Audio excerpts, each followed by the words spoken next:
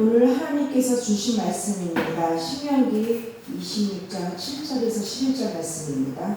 신명기 26장 7절에서 11절 구약성경 301페이지입니다. 말씀 봉독해드리겠습니다. 우리가 우리 조상의 하나님 여호와께 부르짖었더니 여호와께서 우리의 음성을 들으시고 우리의 고통과 신고와 압제를 보시고 여호와께서 강한 손과 편팔과 큰 위엄과 이적과 기사로 우리를 애굽에서 인도하여 내시고 이곳으로 인도하사 이 땅 곧 젖과 꿀이 흐르는 땅을 주셨나이다.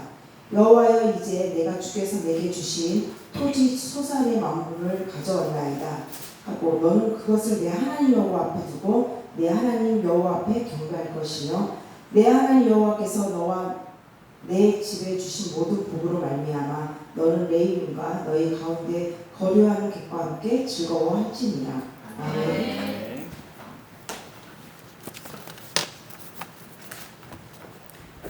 읽어주신 말씀 가지고 우리 첫 열매에 담긴 세 가지 신앙이라는 제목으로 함께 말씀 나누도록 하겠습니다.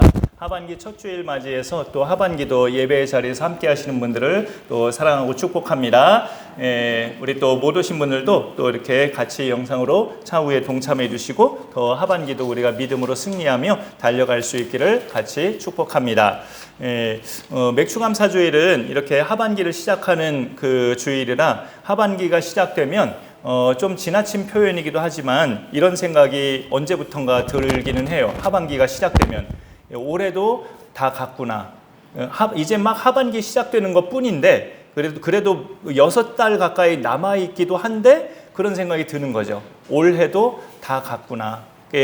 상반기 6개월보다 항상 하반기 6개월이 더 쏜살같이 빨리 지나가는 그 체감 시간 때문에 그런 생각을 가져보는 것 같습니다. 이제 기도 중에도 언급됐지만 이제 여름 수련회 준비하다가 그 일정 이제 마치고 오면 여름 수련 마치고 나면 조금 몇 주 지나가 이제 가을이 시작되고요. 가을이 시작되면 이제 또 우리가 하반기 초청주일 이렇게 작정하듯 해서 또 데려올 전도 대상자 써내고 그래서 하반기 초청주일까지 다 마치고 추수감사주일 마치면 그럭저럭 연말이 이제 돼버리죠.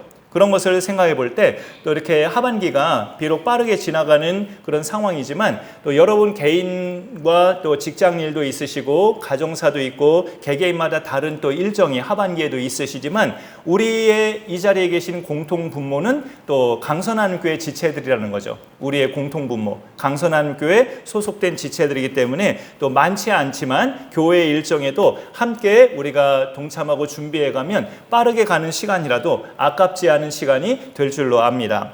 우리 한국교회에서 맥주감사주일을 7월 첫째 주일에 지키는 방식은 우리나라 농경 환경과 좀 연관이 많이 되더라고요. 그 먹고 살기 어렵던 시절에 우리나라는 그 이모작이라는 게 있잖아요. 1년 동안에 같은 경작지인데 상반기에는 이걸 재배하고 하반기에는 또 저걸 재배하고 하는 그런 이모작의 그런 경작지들이 있었죠. 그 가난했던 시절에는 아직 보리가 익지도 않았는데 지난해 가을에 거둔 쌀이 그 금년 한 5월이나 6월 초 되면 딱 떨어져 버리는 그런 가난했던 시절이 있었어요. 근데 그 기간을 보릿고개라고 그렇게 많이 유명하게 말을 하죠. 그 기간 동안은 또 우리의 많은 부모님들, 선조들은 이렇게 감자를 캐먹으면서 그렇게 끼니로 때우고 버텼다고 합니다. 그러다가 이제 6월 중순쯤에 첫 보리를 거두게 됐는데 우리나라의 그 6월 중순쯤에 거두는 그 첫 보리의 그 거둠이 여기 말씀에 있는 것처럼 이렇게 성경에 있는 것처럼 뿌린 것에 수고하여 뿌린 것에 첫 열매를 거둔다는 성경의 맥추절 신앙과 우리나라 정서가 딱 맞아 떨어져서 이 한국교회가 7월 첫 주일을 맥추감사절로 지키고 있습니다. 그렇지만 또 시기적으로는 하반기 첫 주일이라 우리 정서의 맥추감사주일은 이제 자연스레 그게 이제 의미가 된 거죠. 상반기를 은혜 중에 잘 마치게 하신 하나님께 감사하는 주일. 그리고 하반기도 하나님 저희가 잘 달려갈 수 있도록 도와주옵소서 하면서 하나님께 간구하는 그런 주일로, 그런 성격으로 우리가 지키고 있어요. 그래서 이 첫 열매가 맥추감사절의 성경에서는 큰 의미의 그 개념인데요. 맥추절이 뭐야? 라고 생각할 때 성경의 내용을 쫙 보면 너희가 거둔 것에 수확의 모든 이제 끝물까지 거두는 그런 열매 말고 제일 처음 거두기 시작한 제일 그 첫 번째 열매, 그 첫 번째 열매를 하나님께 드리는 절기로 맥추절을 지키라, 그렇게 말하고 있습니다. 근데 그게 맥자기 때문에 뭐 보리 내지는 밀이에요. 그 대맥은 이제 보리고 소맥은 밀인데 그 밀 내지는 보리를 거두는 그런 것에서 첫 열매를 하나님 앞에 드리는 절기로 이렇게 많이 지켜져 있습니다. 이 뒤에 현수막에도 대표적인 성구가 새겨져 있는데 첫 열매를 거두게 하신 하나님께 감사하는 절기예요. 근데 이제 요 말씀이 출애굽기 23장 16절 전부가 아니고 이 현수막에 새겨진 것은 출애굽기 23장 16절의 상반절이에요. 그러니까 하반절 말씀이 또 있어요. 그 같은 절에. 그 하반절 말씀은 여기에다 준비해 봤는데요. 저게 같은 절수의 하반절입니다. 우리 읽어볼까요? 수장절을 지키라. 네가 수고하여 이룬 것을 연말에 밭에서부터 거두어 저장함이니라. 예. 맥추절이 있고 수장절이 있고 구약의 이스라엘 하나님의 선민이 지키던 절기는 우리에게 좀 생소할 수 있는데 수장절은 지금으로 말하자면 추수감사절 성격 같은 절기입니다. 그래서 1년 동안 거둔 열매를 감사하는 절기가 연말쯤에 가서 하는 추수감사절이라면 지금 딱 중간쯤에 하는 맥추감사절은 1년 중에서 첫 번째 열매, 제일 처음 거둔 것에 대한 감사의 절기예요. 어찌 보면 이게 더 차원 높은 감사가 되죠. 열매를 다 거두고 나서 감사하는 마음을 갖는 것은 예수 믿는 사람이라면 누구나 어렵지 않게 가질 수 있는 마음이에요. 하지만 이제 딱 첫 번째 열매 거둔 걸 가지고 감사하는 마음은 쉽지 않아요. 나머지 열매들이 잘 맺을지 안 맺을지 모르는 거기 때문에. 그렇지만 나머지 열매들도 끝까지 하나님의 은혜로 잘 맺을 줄 믿고 이 첫 열매를 하나님 앞에 감사로 드립니다 하는 믿음은 굉장히 차원 높은 믿음이고 차원 높은 감사다. 우리가 그렇게 볼 수 있습니다. 오늘 말씀을 보면 맥추절은 첫 열매를 하나님께 드리는 절기로 또 소개하고 있는데 여기서는 맛물이라고 그렇게 표현이 되어 있죠. 이 첫 열매에 담긴 의미가 오늘 읽어주신 말씀 속에 몇 가지로 나와 있는데 이 당시 이스라엘 자손에게만 해당하는 그런 신앙이 아니라 우리에게도 똑같이 적용될 수 있는 그런 성격이기 때문에 우리가 하나하나 받아들이면서 그런 신앙으로 살아갈 수 있으면 좋겠습니다.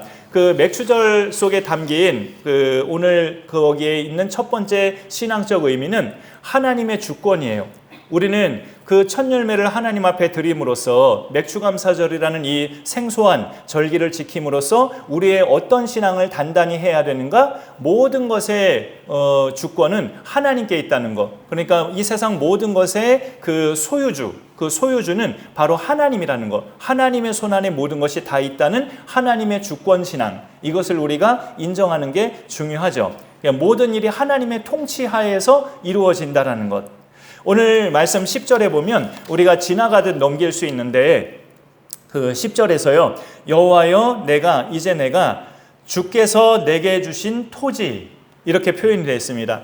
주께서 내게 주신 토지, 그 땅에 소산의 만물을 가져왔나이다, 이렇게 말하고 있어요. 어쨌든 첫 열매든 마지막 열매든 열매를 거두려면 당연한 이야기지만 재배할 수 있는 땅이 있어야죠. 그 땅을 누가 주셨느냐? 여기 말씀해 보니까 주께서 내게 주신 토지, 이렇게 되어 있어요. 주께서 주셨다고 땅을 그렇게 표현합니다. 아주 당연한 이야기죠. 태초에 하나님이 천지를 창조하시니라. 지가 땅이잖아요. 태초에 하나님이 천지를 창조하시냐, 성경의 첫 번째 말씀을 통해서도 우리가 충분히 알 수 있어요. 세상 자체가 하나님이 지으신 건데 그러면 당연히 땅도 하나님이 지으신 거고 하나님의 작품이고 하나님이 소유주가 되셔요. 우리가 살고 있는 집을 내 집이라고 말할 때 그 의미는 뭔가요? 내 돈을 투자해서 내 돈을 지불해서 구입한 집이면 내 집인 거죠. 전세나 월세가 아닌 내 집을 우리가 개념을 그렇게 부르죠. 내 돈을 다 투자해서 산 집이라면 내 집이에요. 하지만 그것도 우리가 믿음의 시각에서 바라볼 때 하나님의 것임을 인정한다면 하나님의 주권을 인정하는 신앙인이다. 그렇게 볼 수 있습니다. 왜냐하면 내가 그런 집을 사기까지는 내가 돈을 벌어야 그런 집을 살 수 있는데 그렇게 돈을 벌 수 있는 직장이나 일을 주신 분이 누구고 그렇게 내가 일할 수 있는 건강을 주신 분이 누구신가? 그 질문을 우리가 던져봤을 때 그 답 역시 하나님이거든요. 그러니까 모든 근원의 그 시작이 다 하나님이기 때문에 내가 내 집이라고 하는 내 그 소유물도 하나님의 것임을 인정한다면 하나님의 주권을 인정하는 신앙인이에요. 하나님께 드려지는 첫 열매는 그 식물뿐만이 아니라 그 사람과 짐승 중에서도 첫 것은 하나님의 것이라고 하나님이 말씀하신 부분이 있었어요. 우리 두 번째 참고 말씀에서 같이 한번 읽어볼까요? 출애굽기 13장 2절입니다. 읽어보시죠. 시작. 이스라엘 자손 중에서 사람이나 짐승을 만물하고 태에서 처음 모든 것은 다 거룩히 구별하여 내게 드리라. 이는 내 것이니라.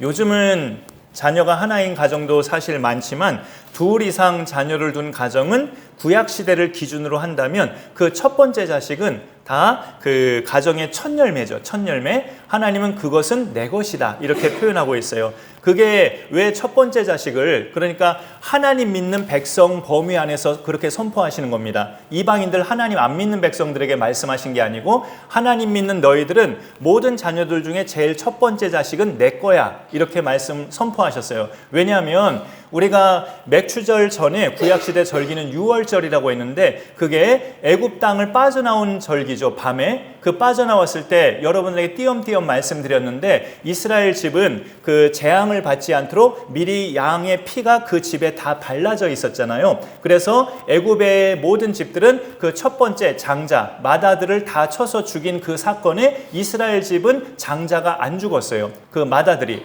그러니까 내 은총으로 내 어린 양의 피로 너희 마다들은 다 죽지 않고 살아났으니 너희 집안의 모든 맏 자녀는 내 것이다. 하나님이 그렇게 선포하시는 거죠. 첫 것은 귀하다는 것은 우리가 상식적으로 다 알고 있는 사실이잖아요.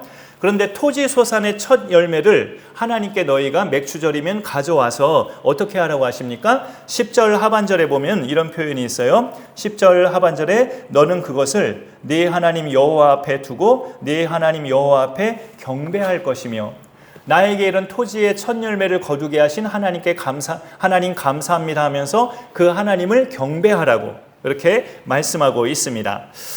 신앙 고백적인 행동이죠. 경배는 하나님을 경배하는 거 우리가 내 이 모든 소유물은 하나님의 것입니다 하면서 신앙 고백적인 행동이 경배하는 그런 행동이에요. 그래서 이 첫 열매는 하나님이 내게 주신 이 땅에서 우리가 얻게 된 열매, 귀한 것이니 하나님이 받으소서 하면서 하나님을 경배하는 것은 나의 신앙 고백적인 행동입니다.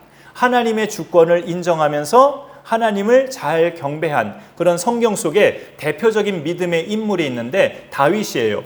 그 다윗의 그 시대에 다윗과 그의 백성들이 이제 장차 솔로몬 시대에 지어질 성전에 필요한 모든 예물들을 모았을 때 그들이 자기들의 갖고 있는 예물을 아까워하지 않고 다 이렇게 내놓으면서 기뻐하고 즐거워한 그런 상황이 있죠. 역대상에. 그럴 때 다윗이 하나님을 경배하고 찬송하는 그런 대목이 있었어요. 우리가 예전에도 참고 말씀으로 조금 봤었는데 오늘 세 번째 거 같이 한번 또 보겠습니다. 다윗이 하나님을 경배한 그런 메시지 내용이에요. 시작. 여호와여 위대하심과 영광과 승리와 위엄이 다 주께 속하였사오니 천지에 있는 것이 다 주의 것이로소이다. 여호와여 주권도 주께 속하였사오니 주는 높으사 만물의 머리이심이니이다.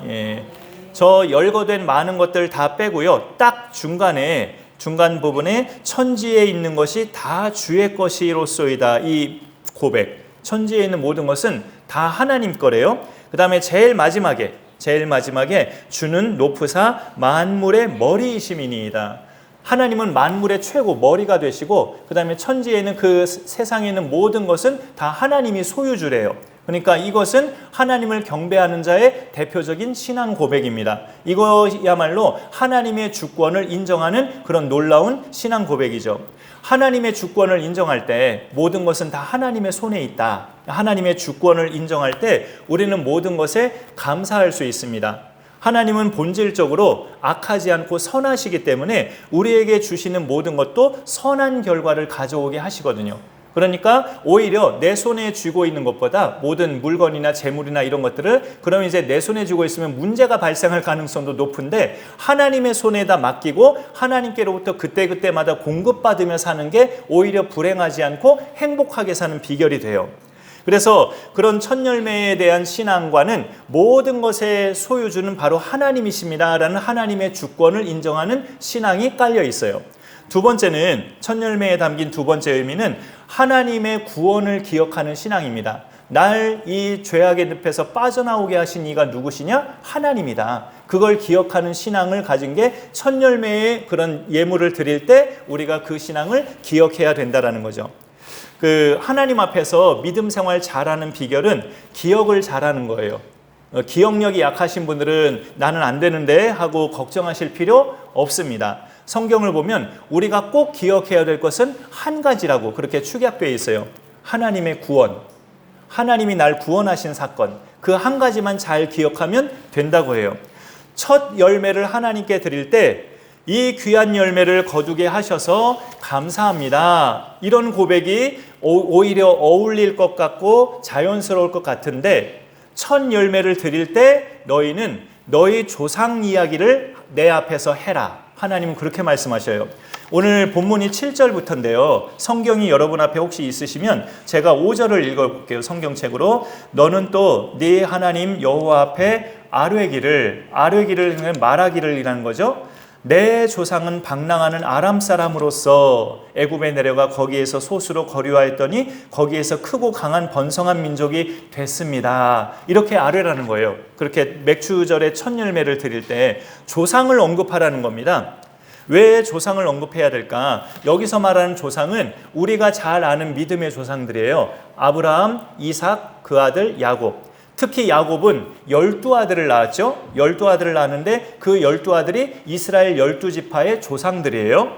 그러니까 이들의 수가 처음에는 한 70여 명 이렇게 일가족이었는데 그 일가족이 흉년 때문에 이집트에 내려왔을 때 애굽에 다 같이 정착하고 400년 이상의 세월이 흐르는 동안에 강하고 번성한 큰 민족이 됐어요. 굉장히 커진.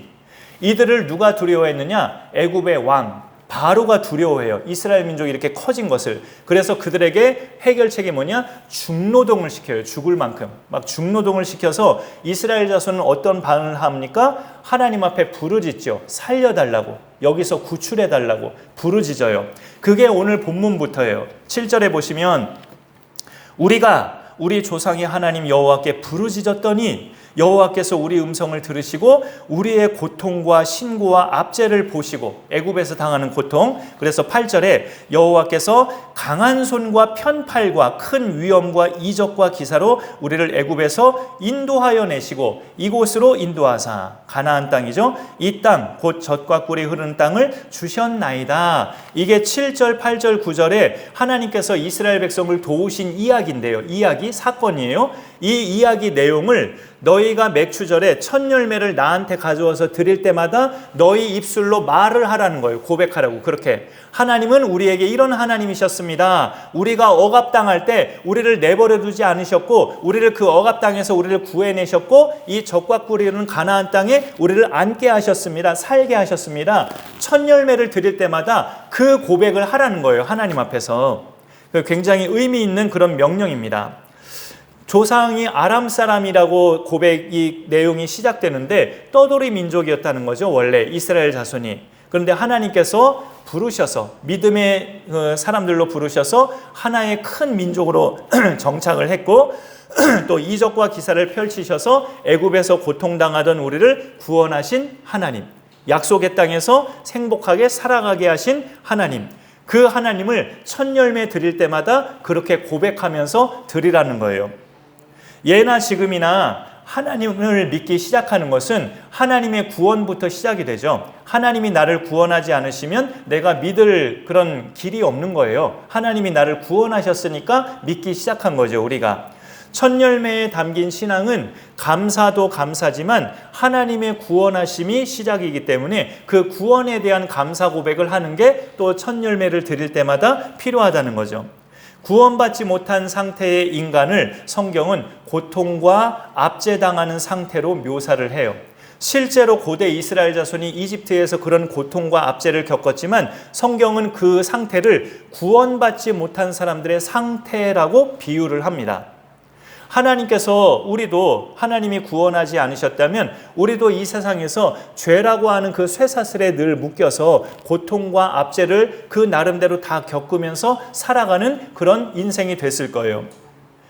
그러면 우리가 첫 열매를 거둘 수 있는 땅도 그 무엇도 아무것도 가지지 못하는 존재들로 그냥 나그네처럼 살아가는 인생들이 되는 겁니다. 신앙생활을 잘 하려면 기억을 잘해야 되는데 한 가지만 잘 기억하면 돼요. 하나님이 우리를 구원하신 사건, 예수 그리스도를 이 땅에 보내셔서 우리 대신 그를 하나님의 형벌을 받게 하시고 죽은 자 가운데서 그를 다시 살리심으로 누구든지 그 예수님을 믿는 자는 영생을 얻게 된다는 이 파격적인 선언을 하나님이 하셨습니다. 여기 계신 여러분은 그렇게 믿는 자들이기 때문에 오늘도 그런 구원을 여러분 각자에게 베푸신 하나님께 나와서 예배를 드리고 계시죠. 나를 구원하시기까지 하나님이 행하신 그 사건을 우리는 기억해야 되는데 잘 기억하는 방법, 하나님이 나를 그래 구원하셨지, 예수님이 대신 십자가에 처절하게 피 흘려 죽으시고 나를 살려주셨지 하고 우리가 기억하는 것은 지금 저처럼 이렇게 독백을 가끔 하면서 하는 방법도 좋은 방법이긴 해요. 그냥 혼자 있을 때 소리내어 말하면 누가 미친 사람처럼 안 보니까 혼자 있을 때 말하는 것도 좋죠. 아, 하나님이 나를 구원하셨지. 어떤 방법으로? 예수님을 피 흘려 죽게 하시는 방법으로. 내가 그렇게 구원받았지 하고 이렇게 혼자 있을 때 그런 것을 소리내어 독백하면 하나님의 구원 사건을 우리가 기억하는 좋은 방법이 되기도 해요. 근데 그 이상으로 조금 더 실질적인 방법이 있어요. 하나님이 나를 구원하신 사건을 항상 잘 기억하고 사는 좋은 방법. 나를 구원하신 그 하나님께 우리가 뭔가를 드리는 거예요. 나를 구원하신 하나님께 우리가 뭔가를 드리면 훨씬 더 잘 기억하면서 살 수 있어요. 내 것을 쪼개어서 하나님께 드렸기 때문에. 우리의 그런 절기 중에 하나가 바로 오늘 맥추감사주일이기도 합니다. 근데 맥추감사주일은 농경사회를 기준으로 표현하는 거긴 하지만 첫 열매를 하나님 앞에 드리는 절기로 성경은 가르쳐 줍니다. 그래서 우리에게 그럼 첫 열매가 뭐지? 나한테 첫 열매는 뭐야? 이렇게 막연할 수도 있는데요. 그냥 우리가 시기적으로 하반기 첫 주일이니까 지난 6개월 상반기 동안에 나한테 베푸신 하나님의 은혜를 한번 쭉 떠올려 보면서 그 하나님의 은혜를 떠올리면 감사하는 마음이 생겨요. 그럼 감사하는 마음이 생길 때 이 감사함을 하나님한테 어떻게 표현해 볼까 하고 그 방법을 딱 정해서 그렇게 표현한다면 그게 내가 하나님 앞에 드리는 첫 열매가 될 수 있습니다. 그게 오늘은 그게 준비가 된 사람이 있고 안 된 사람들도 있을 수 있죠. 각자가 그거는 뭐 맥추감사주일에 매일 필요가 없으니까 여러분이 은혜가 당겨지시는 대로 그렇게 자유롭게 하시면 돼요. 뭐 강요도 아니고 사실은. 첫 열매에 대한 그 담긴 세 번째 의미는요. 어려운 사람들과 함께 기뻐하는 신앙입니다. 오늘 말씀 11절에 보면 마지막 절이었는데요. 네 하나님 여호와께서 너와 네 집에 주신 모든 복으로 말미암아 너는 레위인과 너희 가운데에 거류하는 객과 함께 즐거워할지니라. 맥추절뿐만이 아니라 모든 즐거운 이스라엘 당시의 명절이나 그런 여러 가지 절기 특별한 날을 지킬 때는 항상 거류하는 그런 나그네 같은 사람들, 그런 객들과 따로 분깃이 없는, 따로 생업에 어떤 분깃이 없는 레위인들, 성전에서만 종사하는 그런 레위인들을 데리고 오고 또 어려운 대상들을 데려와서 너희의 것을 나누면서 같이 기뻐하고 즐거워하라. 그렇게 말씀하고 있습니다. 여기 11절 중에 그런 표현이 먼저 나와요. 네 하나님 여호와께서 너와 네 집에 주신 모든 복으로 말미암아. 어려운 대상들을 같이 초대하라는 거예요. 하나님이 너한테 복을 주셨으니 복 받은 너는 어려운 대상들을 같이 데려와서 즐거움을 나눠라. 그렇게 명령하는 겁니다. 11절이. 그럼 내가 받은 복, 이 복이 뭔가 어떤 교회에서는 이 카페 이름이 이런 이름이기도 한데 히브리 말로 토브가 있어요. 토브가 뭐냐면 와 좋다 할 때 그 좋다가 히브리 말로 토브예요. 그게 성경에는 어디에 있냐면 창세기 1장에 매 날마다 하나님이 지으시고 나서 보시기에 좋았더라 할 때 그 좋았더라가 토브예요. 그런데 좋다는 말이 토브인데 여기 오늘 11절에서는 내 하나님 여호와께서 너와 네 집에 주신 모든 복, 이 복이 바로 또 토브라고 되어 있어요. 그러니까 하나님이 내게 주신 복은 뭐냐? 좋은 거. 말하자면 좋은 거예요. 그 좋은 게 뭐냐? 하나님의 기준에서 볼 때 나에게 꼭 있어야 되는 거, 그런 것들이 좋은 거죠. 그런 복을 우리가 받았는데 그 받았음을 인하여서 너희는 그 첫 열매를 하나님 앞에 드리고 즐거워하되 그 복을 누리지 못하는 어려운 대상들과 함께 그렇게 누리라는 것을 말씀하고 있습니다. 열매를 다 거두기까지도 마찬가지지만 첫 열매를 거두는 것도 하나님께서 당연한 이야기인데요. 햇빛과 비를 적절하게 주셔야 첫 열매든 뭐든 맺을 수가 있는 거지, 그렇지 않으면 안 되는 일이죠. 우리가 최선을 다하더라도 열매를 맺게 하시는 분은 하나님이십니다. 잠언에도 그런 말씀이 있고요.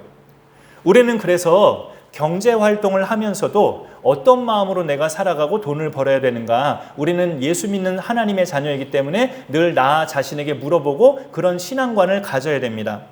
내 경험이나 능력으로 돈을 벌고 있다고 해도 생각을 우리가 가질 때는 하나님의 인도하심이 그 배후에는 항상 있다는 사실을 우리가 인정하고 그런 고백을 해야 돼요. 내가 고생한 부분들이 분명히 있기는 하지만 그 고생하는 모든 순간마다 한순간도 놓치지 않으시고 나를 여기까지 인도해 오신 하나님의 은혜가 있었기 때문에 오늘 맥주감사주일에 예배도 드릴 수 있게 된 겁니다. 이런 감사의 고백을 드리면서 즐거워하라고, 그날을 즐겁게 보내라고 말을 하고 있는데 혼자 즐거워하지 말고 너희 가운데 거류하는 나그네들과 레위인을 같이 동참시켜서 그들과 같이 즐거워하라고 명령합니다. 그러면 오늘날에 있어서 또 레위인, 하나님의 일에 종사하는 목사님들인가 이렇게 딱히 구분짓기보다는 그냥 여기 보면은 떠돌이 같은 사람들을 그렇게 의미하는 거기 때문에 내 주변에 내 기준에서 볼 때 그렇게 느껴지는 대상들이면 돼요.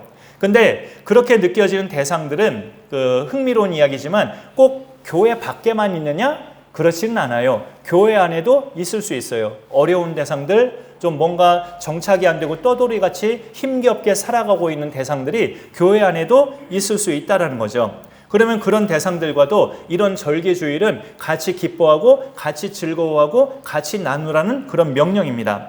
나의 즐거움을 같이 나누라는 거죠. 내 즐거움이 뭔데요? 라고 물어본다면 하나님이 베푸신 복들, 토부, 좋은 것들, 하나님이 6개월 동안 나에게 베푸신 은혜들이에요. 그거를 내가 떠올리면 많은 것들이 나올 수 있거든요. 안 떠올리니까 잘 안 나오지. 그래서 떠올리면서 그런 은혜들을 우리가 생각할 때 그러면 내 마음이 즐거워지는데 그것들을 같이 나누라는 거죠. 그래서 어려운 사람이나 나그네 같은 대상은 교회 안에도 사실 많이 있어요. 그들과 어떻게 나누면 되는 건데요? 라고 물어볼 때 같이 밥 먹는 게 제일 기본이고요. 같이 밥 먹고 함께 이야기 나누고 또 위로할 것이 있으면 상처받지 않는 지혜로운 표현으로 위로하고 격려하고 또 상대의 말을 내가 객관적으로 막 판단하기보다 그냥 공감해주고 아 그랬구나, 많이 힘드셨겠네요, 아 정말 그 사람 나쁜 사람이네요 하면서 이 옆에 사람이 말하는 것마다 내가 그냥 공감해주고 하면 그게 함께 즐거워하는 거예요. 지금 시대에 우리는 농사 짓고 사는 사람들이 아니기 때문에 우리한테 있어서 첫 열매가 무엇인가를 우리가 또 잘 구별해서 이렇게 내 마음에 하나님 앞에 기도하면서 내가 알아서 정하는 거예요, 사실은. 근데 딱 1년 전 작년 맥주감사주일 때 제가 한번 이런 언급을 해봤어요. 오늘도 그 언급을 하기엔 여러분이 믿음이 연약한 분들이 아니시기 때문에 상관없다고 생각이 되는데요. 우리가 매달 버는 수입 있죠. 그 수입의 첫 열매가 뭐냐? 그거는 성경을 읽어보니까 11조다. 이렇게 답을 했어요, 제가. 그 매달 우리가 버는 수입의 첫 열매가 뭐냐? 11조다. 그것을 만약에 우리가 하나님 앞에 감사함으로 드린다면 그야말로 첫 열매 드림의 신앙생활을 잘 하고 있는 거다. 작년 맥주감사주일 때 그렇게 말씀을 드렸었습니다. 근데 이런 말씀을 제가 얹었어요.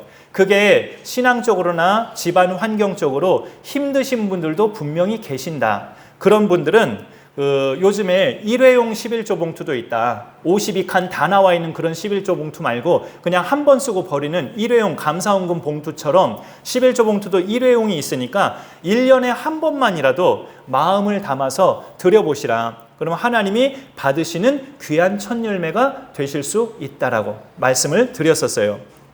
우리 예수님은 지극히 작은 자 하나를 섬기는 것이 나를 섬기는 거다라고 말씀을 하셨기 때문에 그런 지극히 작은 자, 어려운 대상들을 섬기고 함께 즐거워하려면 현실적으로 물질이 있어야 돼요, 교회가. 그 물질은 성도님들의 믿음의 헌신인 헌금을 통해서 현실적으로 채워지는 게 사실이고요. 그런 점에 있어서 우리가 그런 마음을 가지고 하나님 앞에 나의 첫 열매를 드린다면 그 첫 열매의 예물이 어려운 대상들에게 공급되게끔 하나님께서 또 흘러가게 하신다라는 겁니다.